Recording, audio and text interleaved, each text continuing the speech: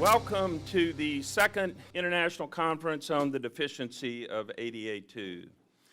I'm Dr. Chip Chambers. I am the former Chief of Endocrine Surgery at Vanderbilt University Medical Center in Nashville, Tennessee. I am also the President and founder of the DADA2 Foundation, but maybe most importantly, I am the father of 2 children who suffer from ADA2 deficiency. I'd like to review a little bit about what I call DADA2 Conference by the numbers. And what I'm really referring to is you and the patients that are attending. So we have 125 scientific meeting attendees.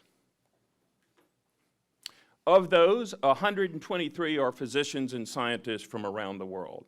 There are 74 MDs, 28 MD PhDs, 2 MDs with MPHs, 2 DOs, 24 PhDs, and 2 RNs that I'm thrilled are here. There are 37 physicians from the National Institutes of Health, right down the road, representing 6 of the 27 institutes at the National Institutes of Health. There are 66 U.S. physicians and scientists and 57 international physicians and scientists representing 28 specialties in the room here today. There are 71 institutions worldwide, 54 worldwide cities represented, 25 countries, and 15 states in the United States of America. But most importantly, there are 93 patients and families around the corner from 13 countries here today. So some of you were with us in 2016. Some of you were not. Some of you were new. So what's happened since 2016? Well, I'm not here to tell you about the amazing advances in both clinical and the scientific discoveries in ADA2 deficiency. You're here to tell us that. But let me tell you some other facts that have occurred since 2016. Of you that are attending here today, there are 69 articles published in the literature on ADA2 deficiency. Of those of you who are in the room today, you are treating 321 patients with ADA2 deficiency. A little bit more esoteric fact, the foundation has a YouTube channel where we post the conference videos so that people who couldn't attend can be involved in the collaboration. And over 13,320 minutes have been watched on that YouTube channel since that was posted in 2016 after the first conference. We also have a website, and there have been 30,200 views of that website since its formation in 2016, which is up 60% year over year. Now, a few other interesting facts. I'm not sure about our European and overseas colleagues, but I believe it's the same. But certainly in the US, you're not real. You don't have a real disease unless you have an ICD-10 code. And in fact, those of us who do research in that area, which I occasionally do myself, it can be very valuable. And it can be a rich source of data for investigation. And so in March of this year, I presented at the National Center for Health Statistics here in Washington, D.C., and put a proposal forth for a new code for ADA2 deficiency. The prevailing argument that I made is there's already a code right here. There's already a code for ADA1 deficiency SCIDs. And in fact, I know for a fact that many doctors are miscoding the disease as ADA1 deficiency.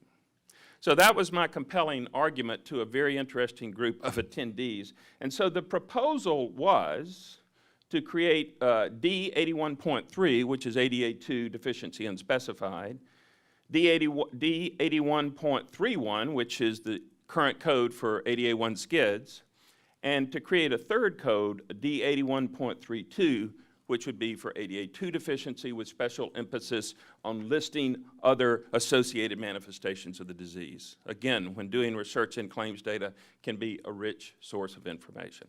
How did it go? I think it went very well. And there was another meeting in September, and I think early next year we'll hear. If we get the code, it will be the quickest that an ICD-10 code has ever been given to a rare disease in the history of the ICD-10 coding system.